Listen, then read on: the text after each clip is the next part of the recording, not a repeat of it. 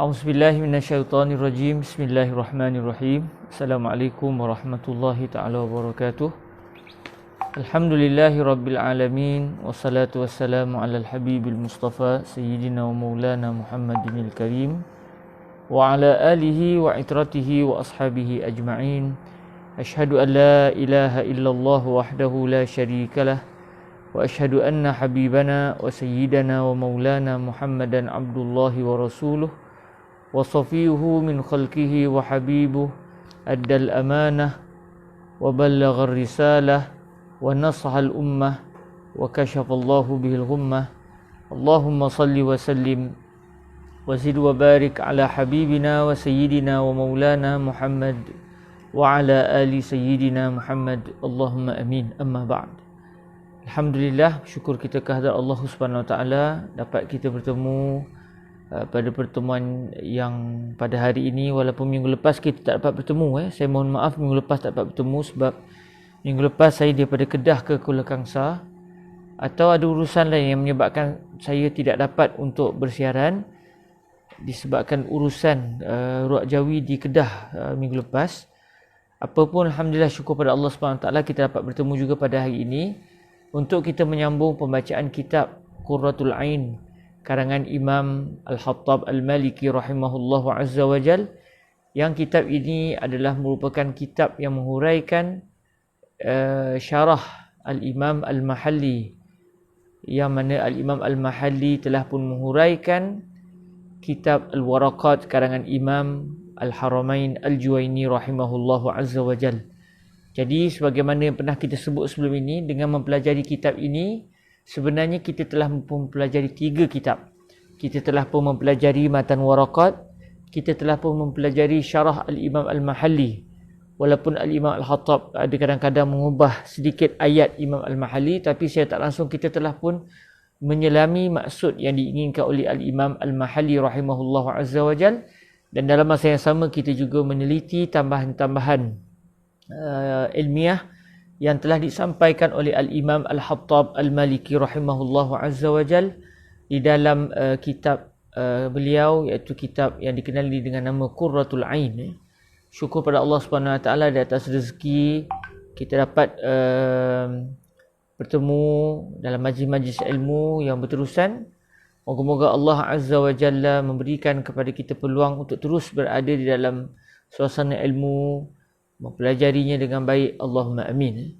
Para hadirin sidang pendengar yang dirahmati Allah Subhanahu wa taala, di dalam pertemuan yang lepas kita telah pun meneliti tentang al-amru, dan insya-Allah pada hari ini kita akan menyempurnakan tajuk berkenaan dengan al-amru, iaitu kita akan masuk pada kenyataan berkenaan dengan apakah pula an-nahyu, iaitu larangan, dan apakah makna-makna yang ditunjuki oleh perintah selain daripada kewajipan. Kita akan menelitinya insya-Allah Subhanahu wa taala pada hari ini biiznillah Subhanahu wa taala. Jadi para hadirin sidang pendengar yang dirahmati Allah Subhanahu wa taala, sebelum kita melanjutkan pembacaan kitab kita, marilah sama-sama kita menghadiahkan Al-Fatihah ke hadrat Sayyidina Imam Al-Haramain Al-Juwaini rahimahullahu azza wa jal. Begitu juga kepada Al-Imam Al-Mahalli, begitu juga kepada Al-Imam Al-Hattab Al-Maliki rahimahullahu azza wa jal, yang menerusi kitab mereka bertiga ini. Alhamdulillah majlis kita dapat dilaksanakan, dan moga-moga majlis pengajian ilmu, khususnya ilmu usulul fiqhi ini, akan terus berkembang di kalangan masyarakat kita. Kerana dengan kita mendalami ilmu usul fiqh, ianya akan menyebabkan kita semakin faham mengapa para fuqaha berpendapat bagian-bagian sedangkan dalilnya bagian-bagian.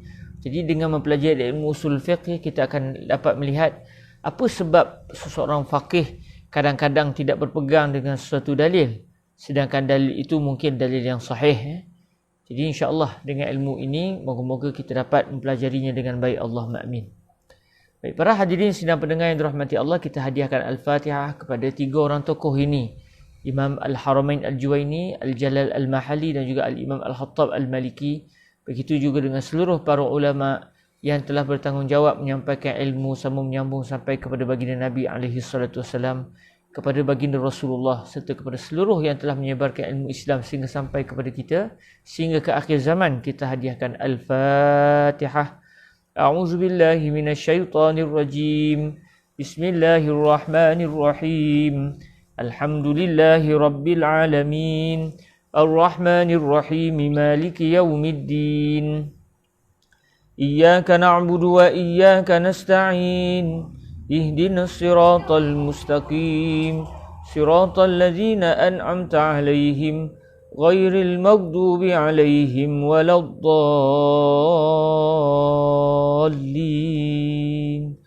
Amin.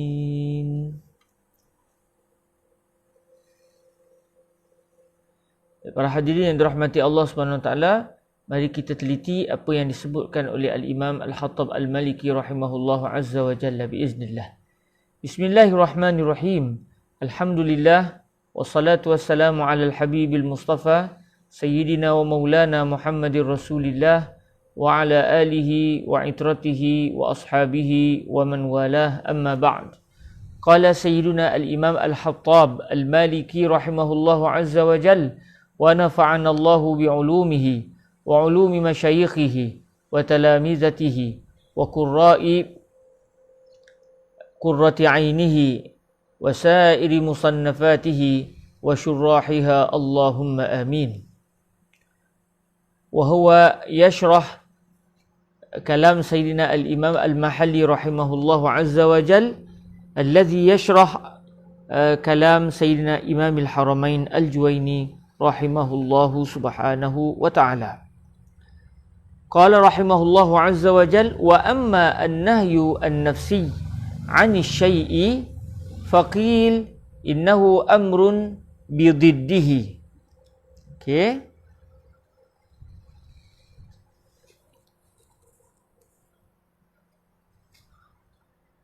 Fa in kana wahidan fawadihun wa in kana akthar kana amran biwahidin min ghairi ta'yin.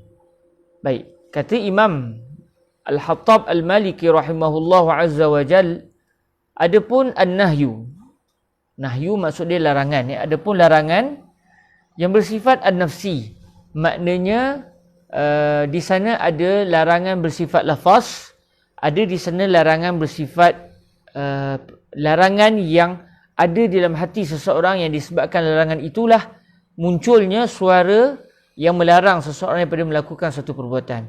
Maknanya hakikat suara seseorang, sebagai contoh dia kata la tazhab, jangan pergi. Jangan pergi ataupun la tazhab contohnya, itu adalah terjemahan daripada larangan yang telah wujud dalam hati orang yang melarang tersebut.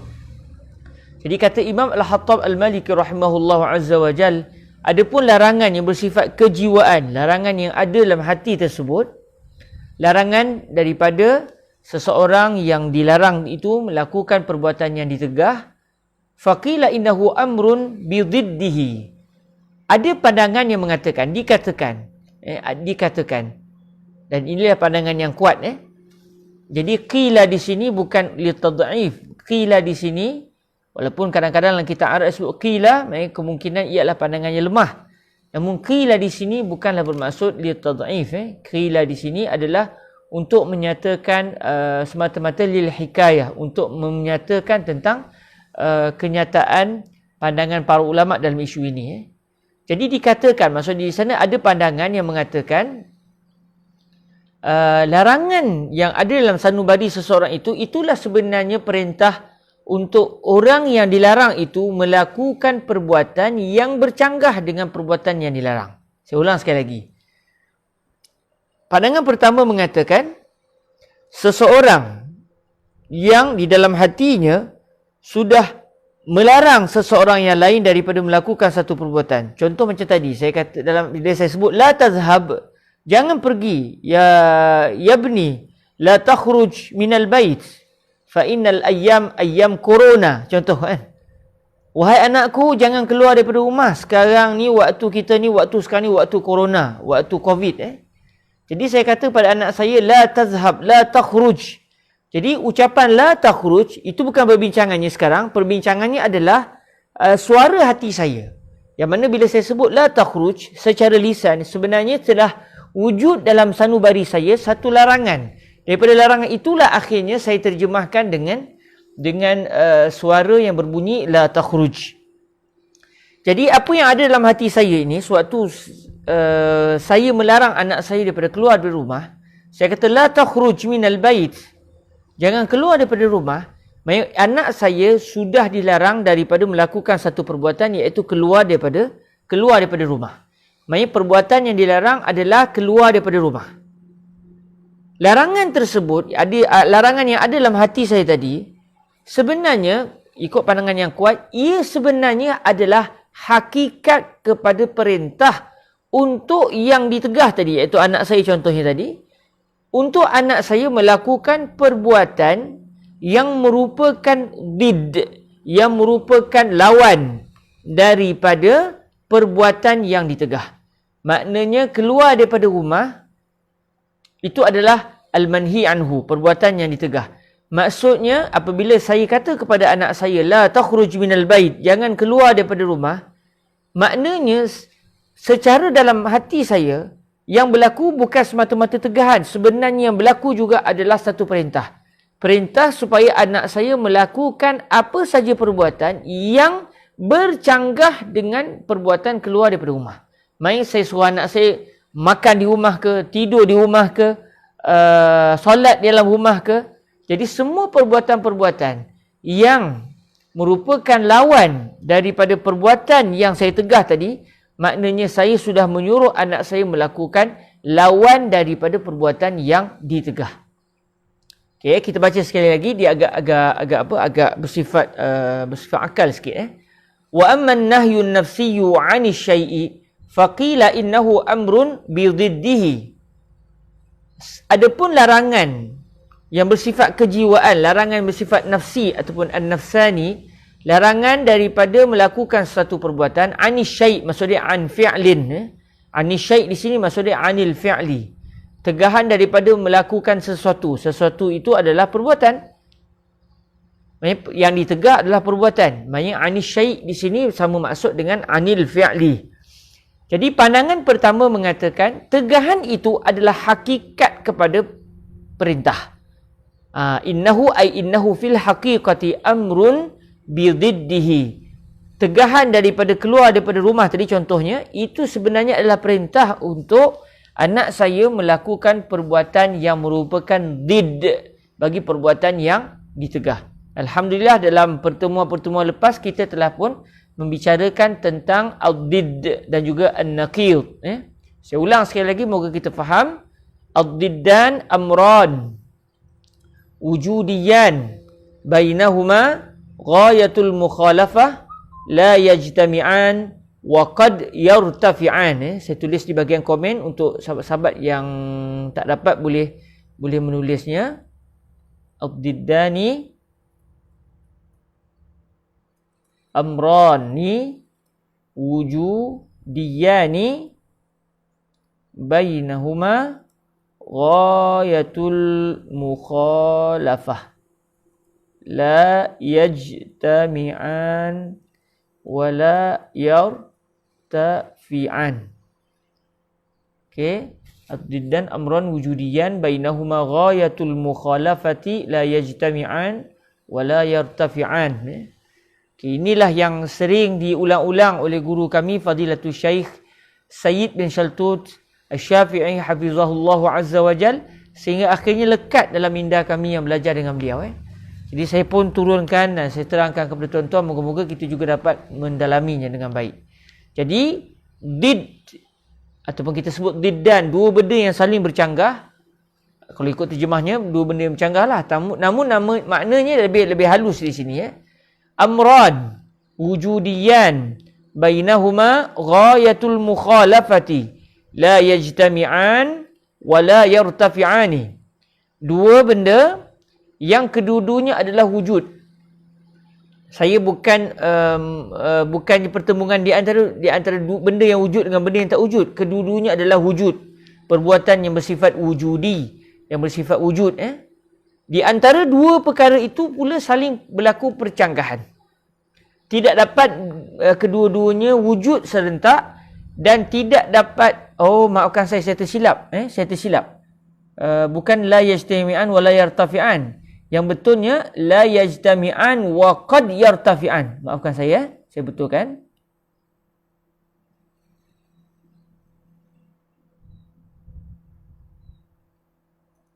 Okey, saya dah betulkan Okey, al-diddan adalah amran wujudiyani bainahuma ghayatul mukhalafah la yajtami'ani wa qad yartafi'ani. Jadi kalau kita tengok di sini, saya dah betulkan di bahagian komen. Wa qad yartafi'an. Jadi kalau kita tengok dari segi terjemahan kepada kalimah ini, ad-diddan adalah dua benda yang kedua-duanya adalah wujud. Di antara kedua-duanya ada saling percanggahan. Maksudnya dua benda yang tidak sama sekali. La yajtami'an, kedua-duanya tidak akan wujud secara serentak. Wa qad yartafi'an, kadang-kala berkemungkinan kedua-duanya akan hilang serentak. La yajtami'an wa qad yartafi'an. Kadang-kadang dianya tidak akan berhimpun serentak, maksudnya tak akan wujud kedua-duanya serentak. Wa qad yartafi'an, kadang-kadang kedua-duanya boleh hilang serentak. Jadi ini namanya diddan. Okey, lawan kepada diddan adalah an-naqidan. Saya tulis juga di bahagian komen. An-naqidan amran ahaduhuma wujudi wal akharu adami. Bainahuma ghayatul mukhalafah la yajtami'an wa la yartafi'an. Ini pula adalah naqidan. An-naqidan adalah amran ahaduhuma wujudiyyu wal akhar adami. Bainahuma ghayatul mukhalafah la yajtami'an wa la yartafi'an. Dua benda, kalau an-naqidan lawan kepada diddan adalah naqidan. Naqidan ni apa dia? Dua benda yang juga saling bercanggah, tetapi salah satu kedua-duanya adalah la haula wala quwata illa billah. Betul alhamdulillah. Saya ingat saya tersilap lagi. Kenapa saya tak fokus hari ni? Maafkan saya. An-naqidan adalah amran ahaduhuma wujudi wal akhar adami. Naqidan adalah dua benda yang salah satunya bersifat wujud, manakala satu lagi bersifat tidak wujud. Kedua-duanya saling bercanggah. La yajtami'an wala yartafi'an. Kedua-duanya yang saling bercanggah tadi tidak akan wujud serentak dan kedua-duanya juga tidak akan hilang serentak. Jadi ini adalah perbezaan di antara diddan dan juga naqidan. Contoh diddan, kalau yang pernah ikut kelas-kelas sebelum ni, kita dah pernah sebut banyak kali perkara ni, tapi tak apa, dah lalang kita jumpa, kita sebut semoga-moga kot-kotlah siapa yang ikut kelas ni dia tak ikut kelas 2 minggu lepas, jadi dia dapat juga mengikuti secara baik pada hari ini. Jadi diddan adalah dua benda yang kedua-duanya dua-dua bersifat wujud. Contoh macam tadi saya kata pada anak saya, la takhruj minal bait. Jadi perbuatan yang ditegak adalah al-khuruj minal bait, keluar daripada rumah. Keluar daripada rumah itu merupakan satu perbuatan yang bersifat wujud, bukan perbuatan yang tidak wujud. Jadi lawan kepada keluar daripada rumah apa dia? Keluar daripada rumah, Selain apa lawan kepada keluar dari rumah yang juga bersifat wujud? Main dalam rumah, solat dalam rumah, tidur dalam rumah, membasuh baju dalam rumah. Okey, ini semua adalah merupakan lawan bagi keluar daripada rumah. Dan perbuatan-perbuatan yang minum dalam rumah, solat dalam rumah, tidur dalam rumah, bermain dalam rumah, tengok TV dalam rumah, kesemuanya adalah merupakan perbuatan yang lawan bagi keluar daripada rumah, dan mereka perbuatan-perbuatan ini semuanya adalah bersifat wujud. Jadi kalau begitu dinamakan ia akan dinamakan sebagai diddan, dua benda yang kedua-duanya bersifat wujud, yang saling bercanggah, kedua-duanya tidak akan wujud serentak. Maknanya saya tak akan mampu untuk mewujudkan makan dalam rumah dan keluar daripada rumah serentak dalam waktu yang sama. Tak akan mampu. Benda mustahil secara akal. Dalam masa yang sama, mungkin juga dua benda tersebut boleh hilang secara serentak. Contoh, keluar daripada rumah dan makan dalam rumah. Saya boleh mewujudkan perbuatan lain yang ia bukan keluar daripada rumah, dan ia juga bukan makan di rumah. Sebaliknya, saya tidur dalam rumah. Maknanya, diddan ni, mungkin kedua-dua benda yang saling bercanggah tu boleh dihilangkan kedua-duanya. Sebab tu kita sebut, waqad yartafi'an. Berkemungkinan, boleh jadi dua-dua perbuatan itu boleh dihilangkan. Boleh dihilangkan. Berbeza dengan naqidan. Naqidan adalah dua benda, amran, ahaduhuma wujudi, wal akharu adami. Dua benda yang salah satunya bersifat wujud, manakala satu lagi bersifat tiada. Contoh, keluar daripada rumah, tidak keluar daripada rumah. Nampak? Keluar daripada rumah, tidak keluar daripada rumah. Dua perbuatan yang saling bercanggah, cuma satu perbuatan bersifat wujud, satu perbuatan bersifat tidak wujud. Keluar daripada rumah itu bersifat wujud. Tidak keluar, saya menafikan perbuatan keluar. Maksudnya dia tidak wujud. Saya menafikan perbuatan itu wujud. Tidak keluar daripada rumah. Maknanya ia merupakan perbuatan yang tidak wujud. Makan, tidak makan. Minum, tidak minum. Berlari, tidak berlari. Maksudnya dua benda yang saling bercanggah. Satunya wujud, satunya tidak wujud. Okey, kesannya apa? Kedua-duanya tidak akan mampu untuk wujud serentak, dan kedua-duanya juga tidak akan hilang serentak. Maksudnya saya tidak akan dapat mewujudkan perbuatan keluar daripada rumah dan juga perbuatan tidak keluar daripada rumah. Saya tak dapat mewujudkan kedua-duanya serentak. Saya kena pilih salah satu. Dan saya juga tidak dapat menghilangkan kedua-duanya serentak. Maksudnya saya tidak mahu melakukan perbuatan keluar dari rumah. Saya juga tidak mahu melakukan perbuatan tidak keluar dari rumah. Saya tak akan mampu untuk melakukan kedua-duanya sekali. Saya tidak akan mampu menghilangkan kedua-duanya sekali. Melakukan kedua-duanya sekali pun tak mampu. Menghilangkan kedua-duanya sekali juga tidak mampu. Maknanya mesti berlaku salah satu. Jadi itulah perbezaan di antara diddan dan juga naqidan. Okay, harap-harapnya sahabat-sahabat yang mendengar dapat memahaminya. Allahumma amin. Kalau siapa yang tak jelas boleh tanya di bahagian komen untuk soalan, insya-Allah. Baik, para hadirin yang dirahmati Allah Subhanahu Wa Taala, kita balik semula kepada kenyataan asal Imam Al-Hatta Al-Maliki. Kata beliau, wa amman nahyun nafsiyyu 'ani syai'i faqila innahu amrun bididdihi. Okey, adapun larangan daripada satu larangan bersifat kejiwaan, larangan daripada melakukan satu perbuatan, dikatakan, ada pandangan, dan ini pandangan yang kuat sebenarnya, ada pandangan yang mengatakan larangan itu sebenarnya adalah juga perintah untuk orang yang dilarang tersebut melakukan perbuatan yang merupakan did bagi perbuatan yang ditegah. Jadi kalau saya kata pada anak saya, yabni la takhruj minal bait, wahai anakku jangan keluar daripada rumah, fa innal yawma yawm corona wasyurtah kathiruna fi syawari'. Jangan keluar dari rumah. Sekarang kita di musim corona, musim covid, polis banyak ada dekat luar. Contoh.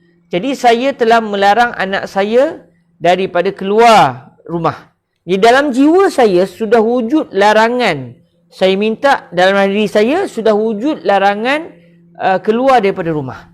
Maknanya larangan keluar daripada rumah yang ada dalam hati saya sebenarnya itu juga adalah perintah untuk anak saya tadi melakukan perbuatan yang merupakan did bagi perbuatan yang ditegah. Perbuatan yang ditegah keluar dari rumah. Apa did bagi perbuatan yang did bagi perbuatan keluar dari rumah? Banyaklah. Makan dalam rumah, minum dalam rumah. Apa saja perbuatan yang boleh dilakukan dalam rumah. Jadi ini semuanya dianggap did bagi perbuatan yang disuruh. Jadi Imam Al-Hattab Al-Maliki nak memberitahu bahawa larangan yang ada dalam hati sebenarnya larangan itu jugalah perintah. Larangan itu jugalah sebenarnya perintah. Dan dalam pertemuan 2 minggu lepas kita juga telah membincangkan tentang perkara seperti ini bagi perintah. Perintah untuk seseorang melakukan satu perbuatan, perintah itu juga secara dalam hatinya. Perintah itu juga sebenarnya adalah larangan daripada melakukan did bagi perbuatan yang diperintahkan. Jadi sebenarnya Imam Al-Haramain nak bagi tahu tentang sebenarnya tidak ada beza di antara al-amru dan juga an-nahyu. Kedua-duanya secara sanubarinya, secara jiwanya, perintah juga adalah larangan, larangan juga adalah perintah. Maksud dia bila saya suruh seseorang melakukan perbuatan, saya kata pada anak saya contoh, yabni kul al-an. Wahai anak, sila makan sekarang. Maka ketika itu saya sudah memerintahkan anak saya dengan satu perbuatan. Perintah itu dalam hati saya sebenarnya juga adalah larangan daripada anak saya melakukan perbuatan-perbuatan yang bercanggah dengan perbuatan yang saya suruh. Jadi perintah adalah tegahan. Tegahan juga adalah perintah. Bila saya kata pada anak saya, la tal'ab al-an, ana mashghul bid-dars. Jangan main sekarang, saya tengah sibuk mengajar. Jadi bila saya kata pada anak saya, la tal'ab al-an, jangan main sekarang, maknanya tegahan yang ada dalam hati saya sebenarnya adalah merupakan perintah untuk anak saya melakukan perbuatan yang merupakan lawan bagi perbuatan yang ditegah. Jangan main sekarang. Perbuatan yang ditegah adalah perbuatan yang namanya main. Main, apa lawan bagi main? Banyaklah.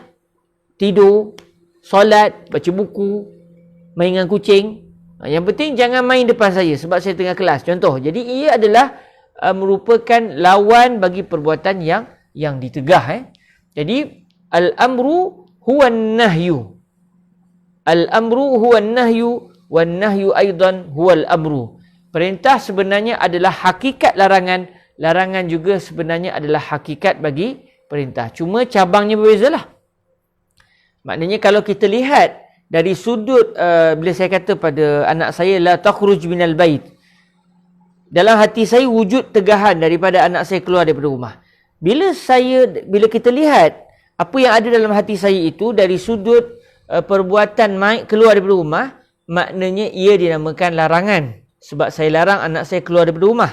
Tapi kalau saya lihat dari sudut anak saya diperintahkan untuk melakukan perbuatan yang bercanggah dengan perbuatan yang ditegah, contohnya main dalam rumah, ataupun solat dalam rumah, atau baca buku, atau tidur, maka ia sebenarnya dinamakan perintah.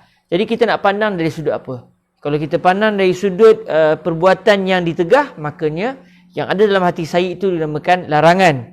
Tapi kalau kita pandang dari sudut anak saya tadi sudah diperintahkan untuk melakukan perbuatan yang selain perbuatan keluar daripada rumah, maknanya apa yang ada dalam hati saya ketika itu dinamakan perintah. Lalu kata Imam Al-Hattab Al-Maliki rahimahullahu azza wa jal, fa in kana wahidan fawadihun. Fa in kana wahidan, maksudnya fa in kana didduhu wahidan fawadih. Sekiranya tegahan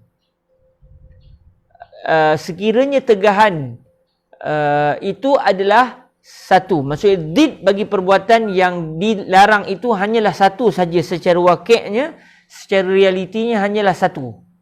Maka ini jelas. Maksud dia kalaulah saya melarang anak saya dengan satu larangan, Allah barik fiikum, Allah barik fiikum. Jauh sangat. Ada sahabat kita kata muka saya sama macam muka Syekh Abdul Halim Mahmud. Jauh sangat. Allah barik fiik. Okey, balik kepada perbahasan kita tadi. Sekiranya perbuatan yang ditegah itu dia ada did. Didnya hanya satu saja secara realitinya. Maka itu jelas. Semestinya did itulah yang ditegah. Did itu sajalah yang ditegah.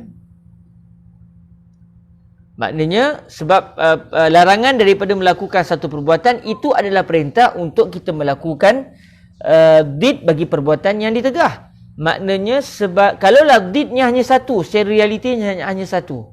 Apa contoh satu perbuatan yang ditegah dan perbuatan itu hanya ada satu did.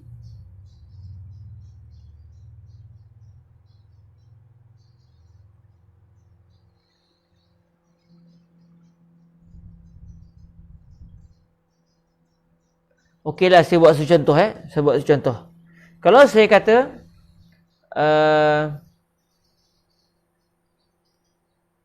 jangan takut, la takhaf minal maut fa innal maut intiqal min hayatin ila ridallahi azza wa jal. Contoh, saya buat satu contoh. Jangan takut kepada kematian. La takhaf minal maut. Jangan takut kepada kematian. Sebab kematian adalah perpindahan daripada kehidupan kepada keredaan Allah Azza wa Jal. Jadi perbuatan yang saya tegak adalah takut. Lawan bagi takut apa dia? Berani. Lawan bagi takut adalah berani. Lawan bagi takut adalah berani. Apa lagi lawan daripada takut? Tak ada dah. Maksudnya takut lawannya adalah berani. Ada tak lawan yang kedua yang did bagi takut? Tak ada. Okey, ataupun saya kata cintailah. Saya kata la tuhibbul ma'siyah. La tuhibbal ma'siyah. Jangan kamu cinta kepada maksiat. Maksud dia apa? Lawan kepada cinta maksiat apa dia? Benci bila saya kata la tuhibbal ma'siyah. Jangan kamu suka pada maksiat. Maksudnya perbuatan yang saya tegak adalah suka pada maksiat. Lawan bagi suka pada maksiat apa dia? Benci pada maksiat. Ada tak lawan yang lain? Did yang lain bagi suka pada maksiat? Tak ada. Jadi ini contoh. Okay, kita boleh, saya pun masa ni tak terfikir contohnya. Mungkin kita boleh buat contoh. Okay, kalau kita boleh buat contoh. Misal annah allazi diddul manhi anhu wahidan qawluk la tuhib al-ma'siyah. Ma'siyah. Fal-manhi anhu huwa hubbul ma'siyah wa didduhu huwa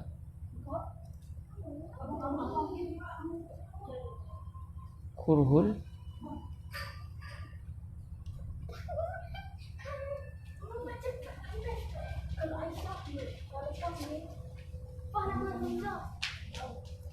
kalau kita tengok di bahagian komen. Contoh bila saya kata jangan cinta pada maksiat. Cinta adalah perbuatan yang ditegah. Jadi lawan bagi cinta adalah benci. Jadi kurhul ma'siyah adalah merupakan did. Dan ianya adalah satu-satunya did. Satu-satunya did bagi hub. Lawan bagi cinta adalah benci. Ada tak lagi lawan bagi cinta selain daripada cinta? Lawannya apa lagi? Lawannya hanya benci. Jadi hanya satu. Jadi bila saya kata pada tuan-tuan, la tuhibbal ma'siyah. Jangan suka. La tuhibbu ayuhan nas. La tuhibbu al-ma'siyat. Janganlah kamu semua cinta pada maksiat. Maknanya apabila dalam hati saya wujud satu larangan yang berbunyi la tuhibbu al-ma'siyah. Kalau dia seorang, saya kata la tuhibbal ma'siyah. Jangan suka pada maksiat. Maknanya larangan itu hakikatnya adalah perintah untuk orang yang dilarang tadi melakukan perbuatan yang did bagi perbuatan yang ditegah. Apa did bagi perbuatan yang ditegah dalam contoh kita? Dalam contoh kita adalah kurhul maksiyah. Maknanya saya, bila saya kata jangan suka pada maksiat, maknanya saya sudah bila saya menegah sahabat-sahabat semua daripada mencintai maksiat, maka saya sudah memerintahkan untuk semuanya membenci maksiat. Ada tak did yang satu lagi bagi cinta pada maksiat? Tak ada. Jadi semestinya bila saya kata jangan suka pada maksiat, maknanya saya sudah memerintahkan semua sahabat-sahabat semua, termasuk diri saya, untuk benci kepada maksiat. Itu kalau didnya hanya satu. Okey. Wa in kana aktsara kana amran biwahidin min ghairi ta'yin. Sekiranya pula did itu adalah banyak. Maknanya did bagi perbuatan yang ditegah bukan hanya satu tapi ada banyak. Yang ni memang banyaklah. Contoh macam saya kata pada anak saya, la tal'ab ya Muhammad wa ana udarris nas. Contoh ni contoh. Muhammad dah muka pening dah, muka marah. Bila saya kata pada anak saya atau saya kata pada anak saya yang bernama Fatimah, ya Fatimah, la tadhaki. Jangan ketawa. Bila saya kata pada anak saya jangan ketawa, maknanya perbuatan yang ditegah adalah ketawa. Okey, lawan bagi perbuatan yang saya tegah ni apa dia? Banyak. Ketawa, jangan ketawa. Okey, dia kena buat apa? Dia ada banyak pilihan untuk dia melakukan perbuatan yang lain. Dia boleh tidur, dia boleh makan, dia boleh solat. Yang penting dia jangan ketawa je. Contoh. Jadi, kalaulah did bagi perbuatan yang ditegah adalah banyak, adakah ini bermaksud dia telah diperintahkan untuk melakukan semua perbuatan yang merupakan did bagi perbuatan yang ditegah? Kata Imam Al-Hattab Al-Maliki, wa in kana aktsara kana amran biwahidin min ghairi ta'yin. Sekiranya did wa in kana diddul manhi anhu aktsara, sekiranya did bagi perbuatan yang ditegah ada banyak, lebih banyak daripada satu. Ada dua ke, ada tiga ke, empat, tak kisahlah. Maka kana, maksudnya kana nahyu amran biwahidin min ghairi ta'yin. Maka ketika itu larangan tersebut adalah merupakan perintah untuk orang yang ditegah, orang yang dilarang tadi melakukan salah satu daripada perbuatan yang merupakan did bagi perbuatan yang ditegah, tanpa saya tetapkan perbuatan itu perbuatan apa. Maksudnya dia boleh pilih lah. Dia boleh pilih mana satu perbuatan yang dia inginkan tanpa ada sebarang ketentuan. Jadi bila saya kata pada anak saya contoh, ya Muhammad, la tal'ab wa ana al-an udarrisun nas wa ana al-an udarrisun nas. Ya Muhammad, balash, la tal'ab wa ana udarrisun nas ilma usulil fiqh al-muhtaj ila tafakkur wa ta'aqqul wal itqan. Jadi bila saya kata pada anak saya begitu, wahai Muhammad, jangan main. Jangan main ketika baba sedang mengajar. Jadi apabila saya kata pada anak saya jangan main, perbuatan yang ditegak adalah main. Maknanya dalam hati saya sekarang, saya sudah memerintahkan anak saya yang bernama Muhammad An-Nabawi ini untuk melakukan sebarang perbuatan yang merupakan did bagi bermain. Okey, lawan bagi bermain ni banyak. Tidur, makan, solat, baca buku, tengok TV, main game. Contoh, main dengan kucing, pergi ke halaman rumah siram pokok, kan banyak tu. Sini saja saya dah buat contoh 9 contoh. Jadi adakah maksud dia bila saya kata pada anak saya jangan main ketika baba sedang mengajar, adakah ini bermaksud dia kena lakukan kesemua did bagi perbuatan yang ditegah, did bagi perbuatan yang ditegah? Jawapannya tidak. Dia hanya perlu melakukan satu sahaja daripada did tersebut. Jadi tahulah kita para hadirin yang dirahmati Allah, ada sedikit perbezaan di antara al-amru dan juga an-nahyu dari sudut ini. Sebab dalam pertemuan yang lepas, kalau kita tengok tuan-tuan yang dirahmati Allah, dalam pertemuan yang lepas ada ketika kita bicara tentang al-amru, kita sudah dapat memahami bahawa al-amru, saya tulis di bahagian komen, al-amru bisyai' al-amru nafsi, al-amru an-nafsiyu bisyai'. nahyun an jami' adadihi. Wan nahyu an-nafsiyyu 'ani syai' amrun bi ahad adadihi. Okey, saya sudah nyatakan di bahagian komen. Al-amru an-nafsiyyu bi syai' nahyun an jami'i adadihi. Apabila wujud dalam sanubari saya perintah untuk orang tertentu melakukan perbuatan tertentu, maka orang itu sudah ditegah daripada melakukan semua did bagi perbuatan yang disuruh. Bila saya kata pada anak saya contoh, Muhammad, ta'al ila baba, ta'al wajis bijual baba. Ta'al ya Muhammad, ijlis huna. Ta'al, ijlis bijuari. Okey, ini contoh ini contoh. Bila saya kata pada anak saya, ta'al wajlis bijuari. Khalas ya Muhammad. Di misal bas. Jazakumullah khair. Bila saya kata pada anak saya, datang ke baba sekarang. Duduk sebelah baba. Maknanya saya sudah memerintahkan anak saya supaya duduk sebelah saya. Maksudnya perbuatan yang disuruh adalah duduk bersebelah dengan saya. Maknanya, bila duduk sebelah saya, dia dilarang daripada melakukan semua perbuatan yang bercanggah dengan duduk bersebelahan saya. Jadi dia ditegah daripada pergi ke bilik dia. Dia telah dilarang daripada buka TV. Sebab bila buka TV dia tak akan duduk sebelah saya. Dia ditegah daripada duduk di meja makan. Dia ditegah daripada keluar daripada rumah. Kerana kesemua perbuatan ini adalah merupakan did bagi perbuatan yang disuruh. Jadi al-amru nafsiyyu bi syai' nahyun an jami'i adadihi. Semua perintah bersifat kejiwaan tadi terhadap suatu perbuatan, saya perintahkan untuk si anak tadi contohnya melakukan satu perbuatan, maknanya anak saya tadi dia sudah ditegah daripada melakukan semua did bagi perbuatan yang diperintahkan. Tapi ada pun larangan, wan nahyu an-nafsiyyu 'ani syai'i amrun bi ahadi adadihi. Kalaulah yang berlaku adalah larangan.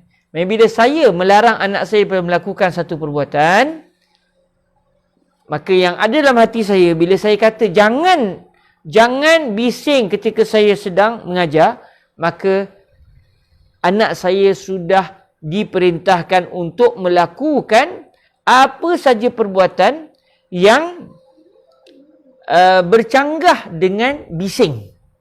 Apa saja perbuatan, yang penting jangan bising. Ada banyak. Minum senyap, minum sambil senyap, tidur, pergi keluar ke rumah, contoh, pergi ke dapur. Semua perbuatan ini tidaklah dia diperintahkan untuk melakukannya. Cuma dia mesti melakukan sekurang-kurangnya satu perbuatan yang merupakan lawan bagi perbuatan yang ditegah. Jadi di sini ada perbezaan di antara al-amru dan juga an-nahyu. Jadi ini yang dimaksudkan oleh Imam Al-Hattab Al-Maliki, faqila innahu amrun bididdihi fa in kana wahidan fawadihun wa in kana aktsara kana amran biwahidin min ghairi ta'yin. Itu pandangan yang pertama. Kita lihat pandangan yang kedua, waqila innan nahyan nafsiyya laisa amran bididdi qat'an. Dikatakan, ini pandangan kedua dan pandangan ini lemah. Pandangan kedua mengatakan larangan yang bersifat sanubari tadi, larangan yang bersifat kejiwaan tadi, ia sebenarnya adalah bukanlah perintah untuk orang yang ditegah tadi melakukan perbuatan yang merupakan did bagi perbuatan yang ditegah. Maknanya bagi dia, yang dalam hati saya yang wujud hanya tegahan, tidak wujud sama sekali perintah. Tidak wujud sama sekali perintah. Kerana yang wujud hanyalah larangan. Larangan itu semata-mata larangan. Bukan larangan dalam masa sama juga adalah perintah. Jadi ia bercanggah dengan pandangan yang pertama tadi. Bercanggah dengan pandangan yang pertama. Wa qila innan nahyan nafsiyya laisa amran bididdi qat'an. Itu adalah berkaitan dengan an-nahyu an-nafsi. Kita lihat pula tentang an-nahyu al-lafzi.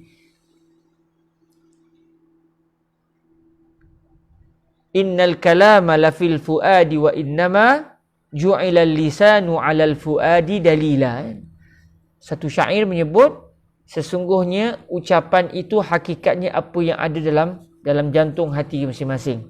Adapun lisan, adapun suara yang terhasil itu adalah terjemahan daripada apa yang ada di dalam hati.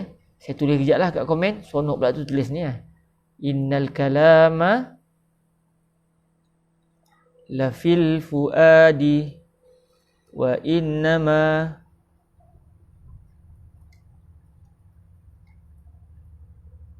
ju'ilal lisanu 'alal fuadi dalila.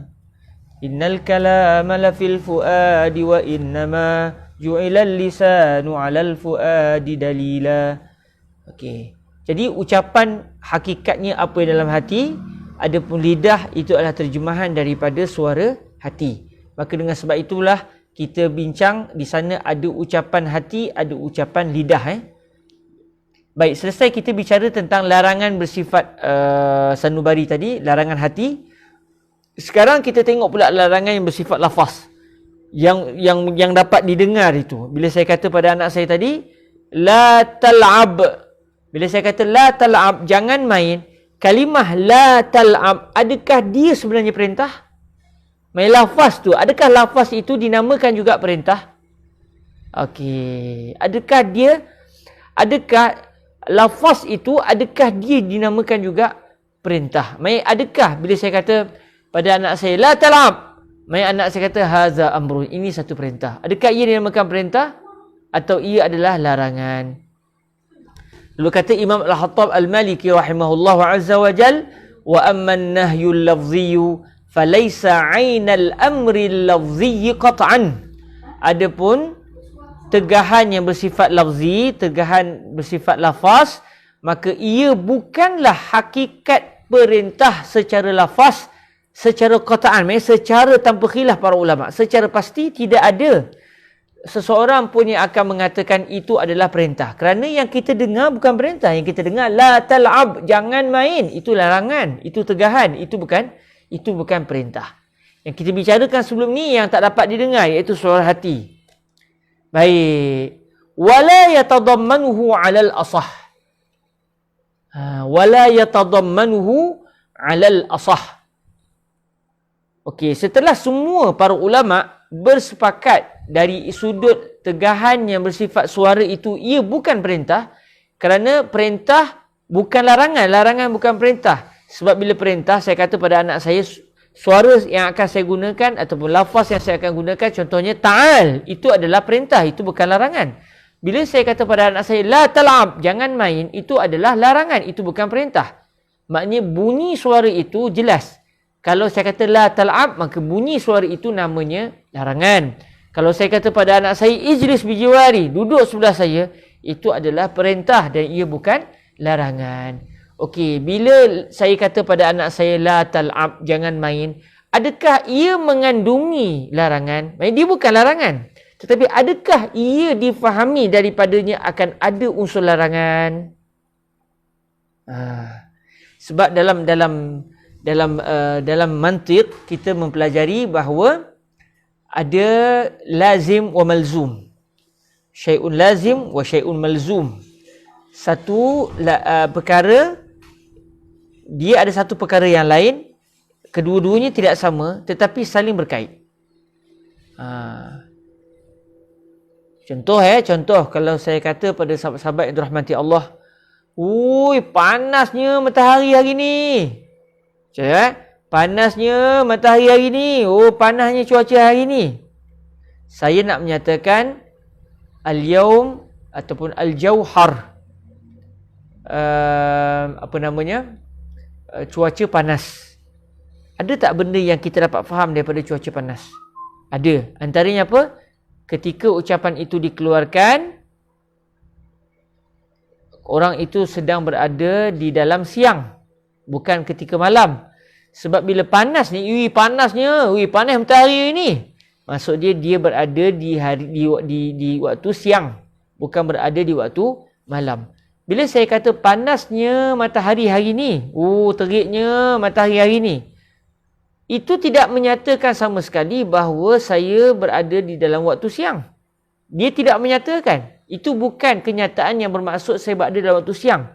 Tetapi bila saya sebut, panasnya matahari hari ni, difahami bahawa orang itu sedang berada di dalam waktu siang.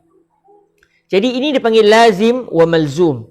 Maksud dia, yalzam min kalamik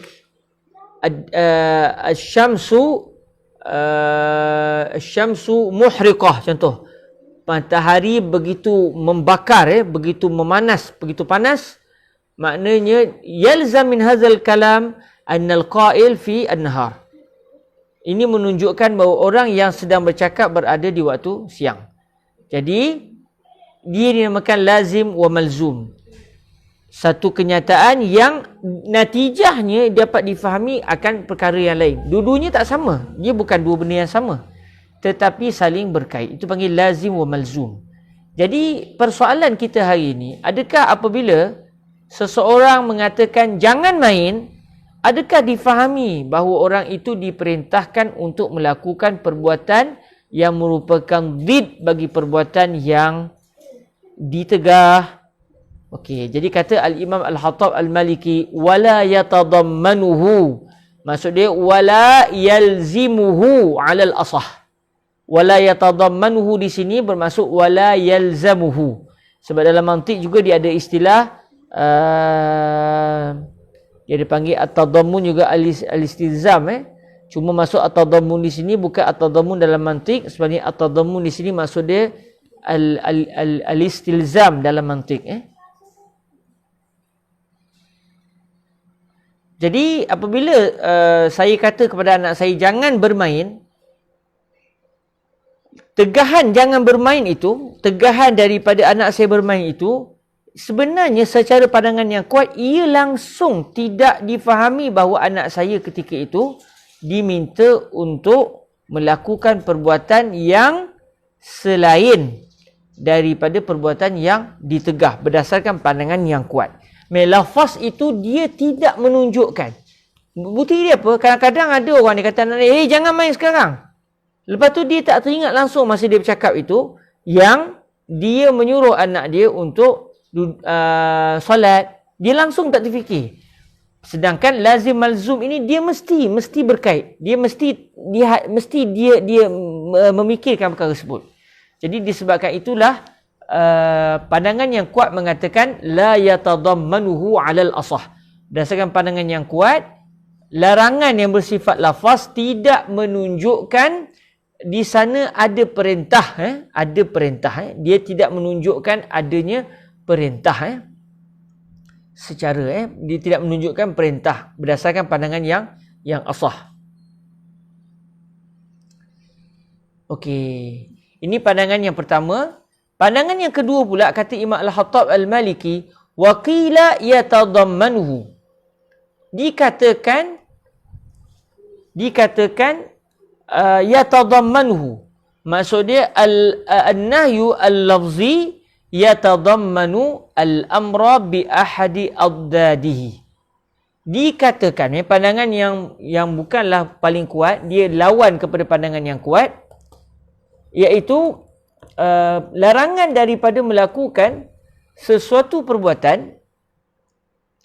Larangan itu yalzamuhu, dia akan melazimi perintah untuk melakukan salah satu daripada zid bagi perbuatan yang dilarang.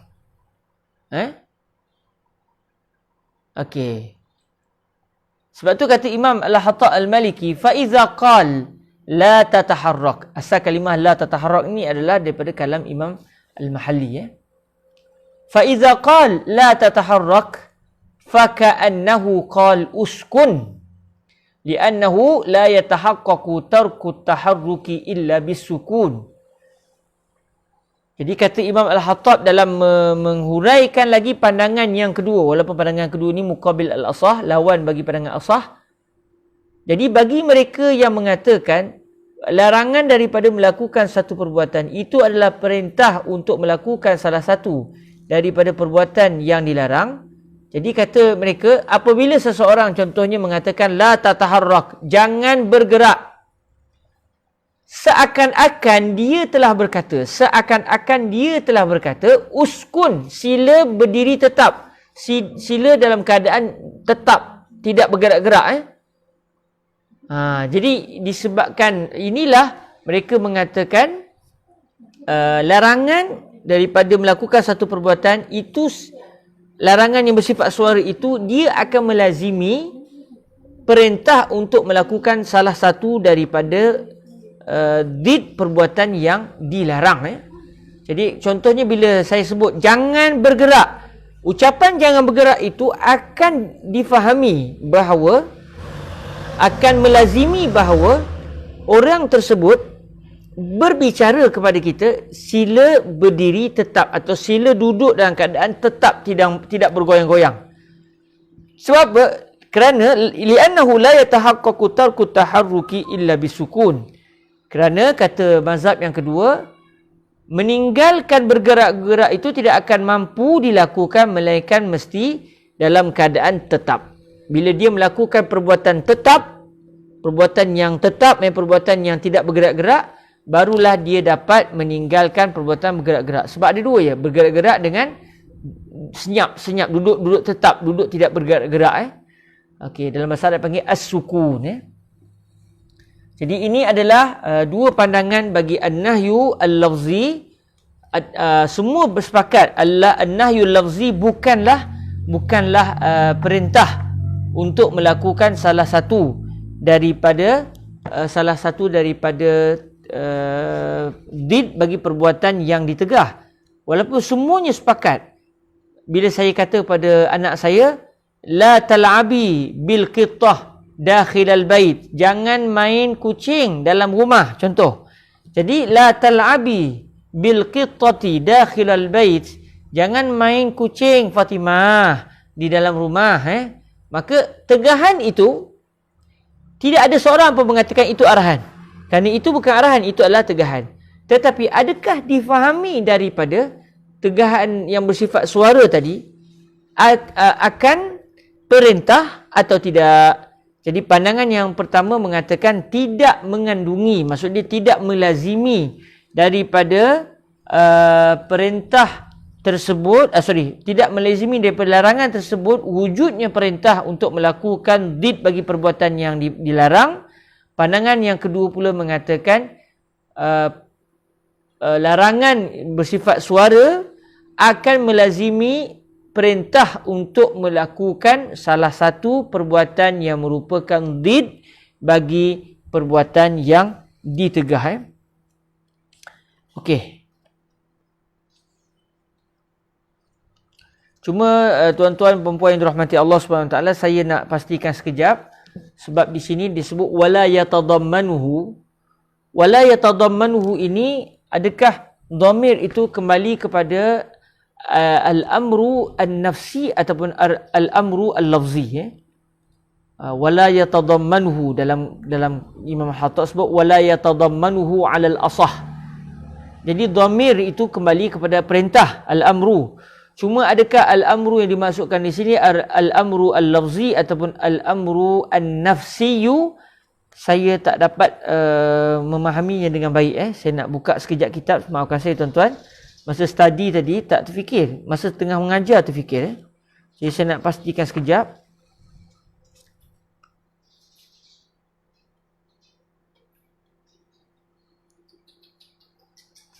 Sebentar ya, saya nak pastikan sebab kalau yang saya faham dia kembali kepada an-nahyu al-amru al-lafzi. Ala kuliah kita akan tengok balik. Sebentar.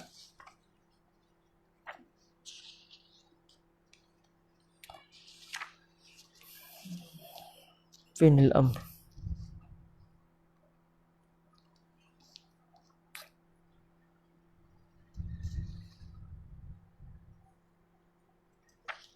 Okey, al-amru. Okey, al-amru.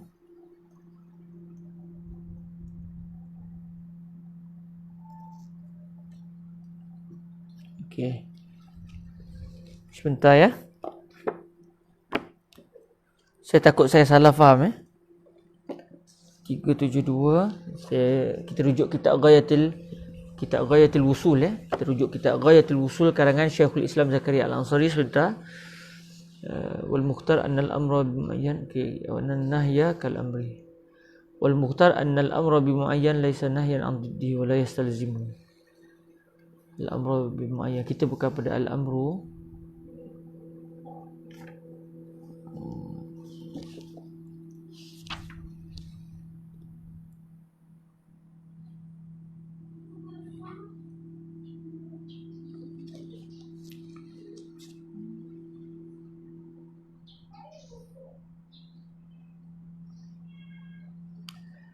فليس عين النهي اللفظي قطعا ولا يستلزمه. Okey seakan-akan macam yang saya faham iaitu al-amru al-lafzi bukan al-amru an-nafsi. Tengok sekejap.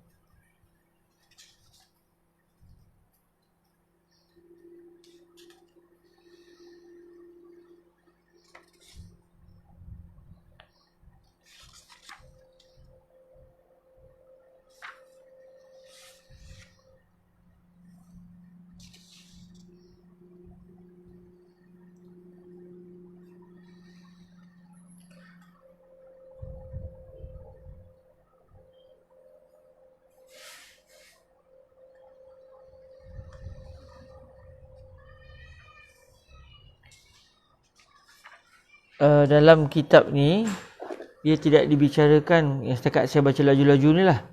Masalah kita ini tidak dibicarakan. Cuma dia dibicarakan berkaitan dengan dia kata okey. Okey.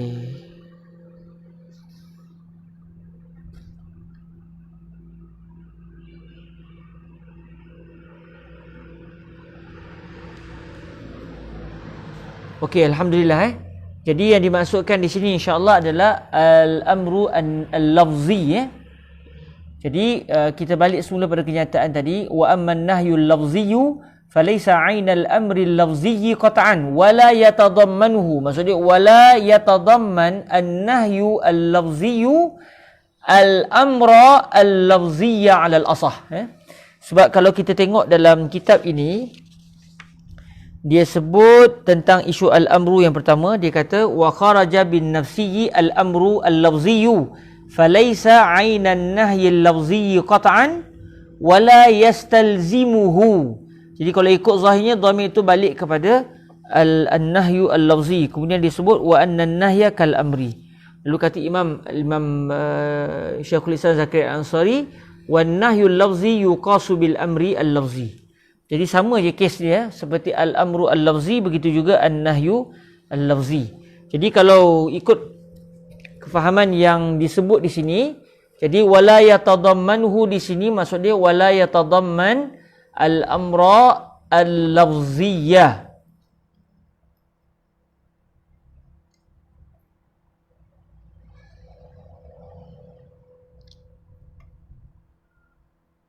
Okey ai kalau siapa nak tulis ai wala yatadam ai wala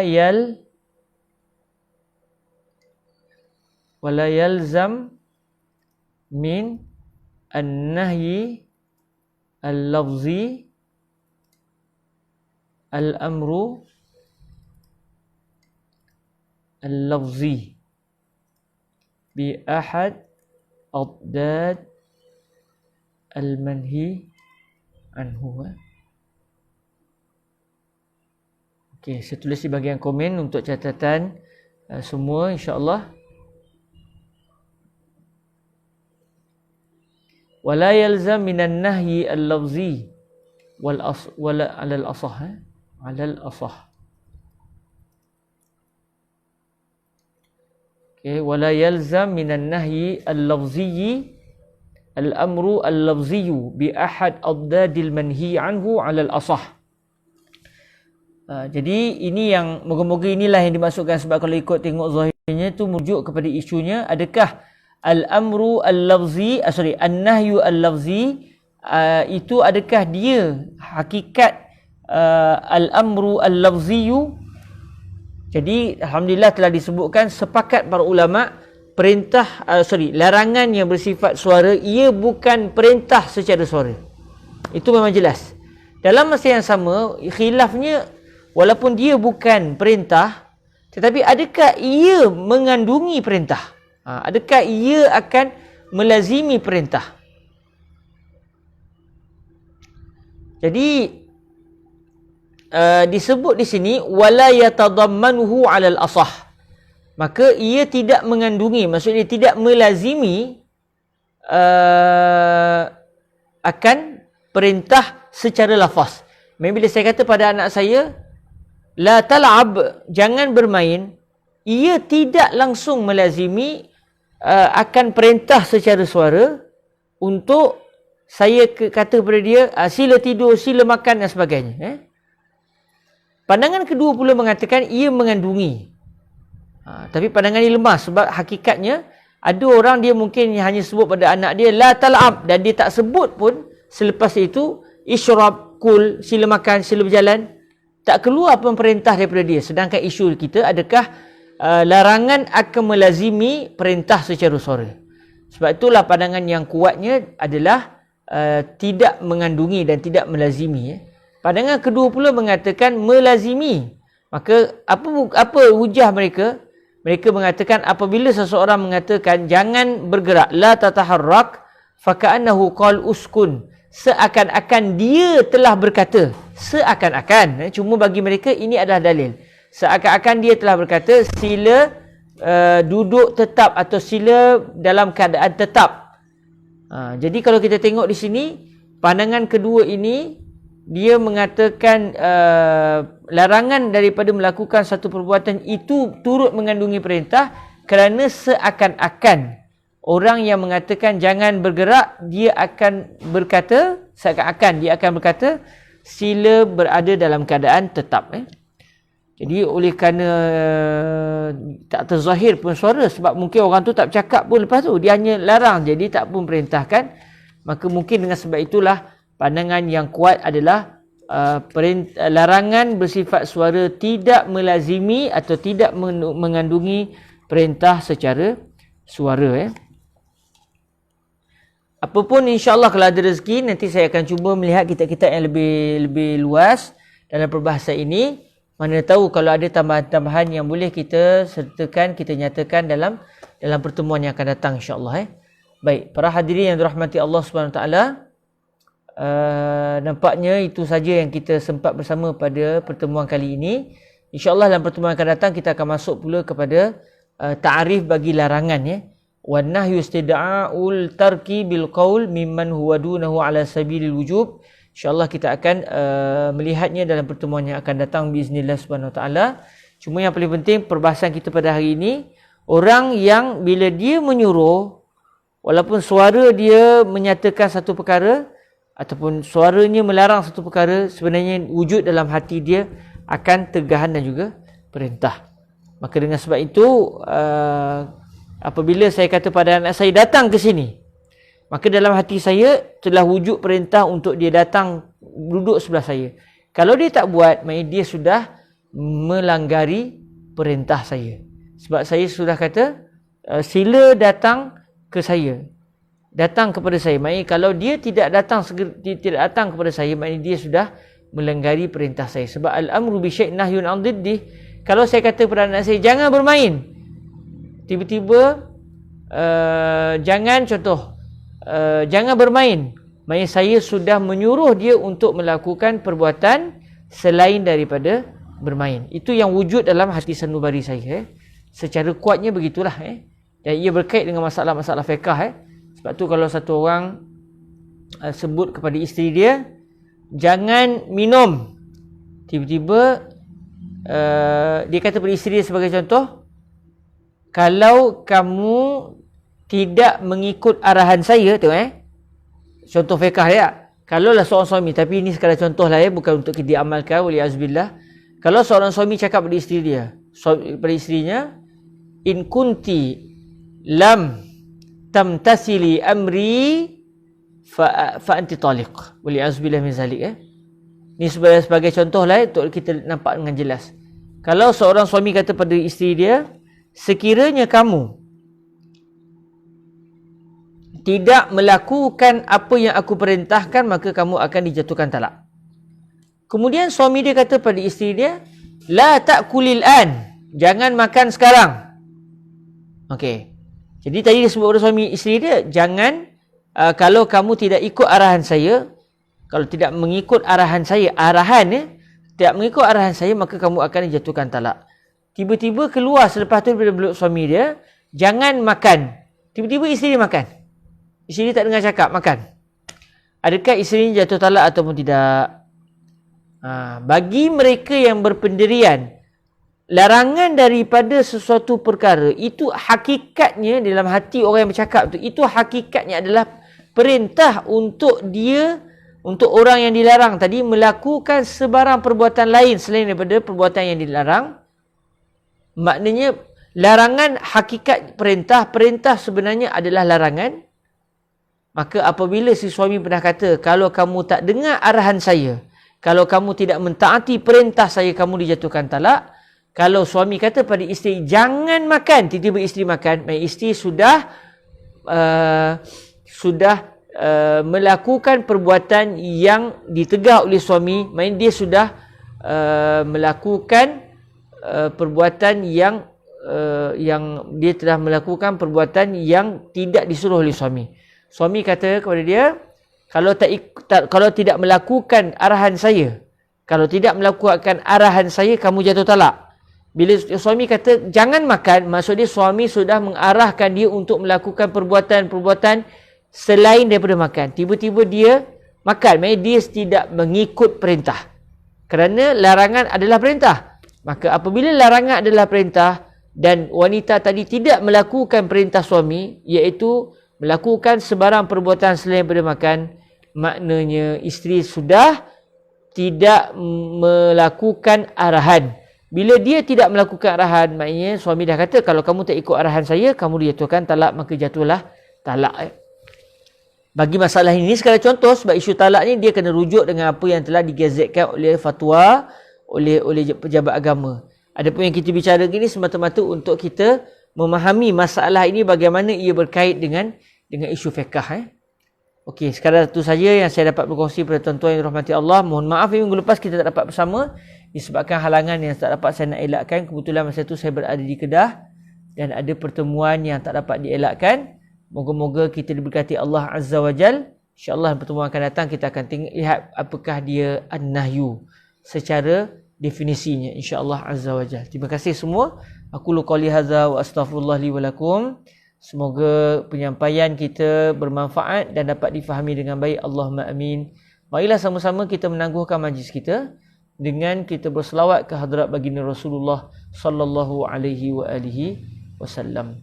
Allahumma salli afdala salatin ala as'adi makhluqatika sayyidina Muhammadin wa ala alihi wa sahbihi wa sallim adada ma'lumatika wa midada kalimatika kullama zakaraka zakiruna wa ghafala an zikrihil ghafilun.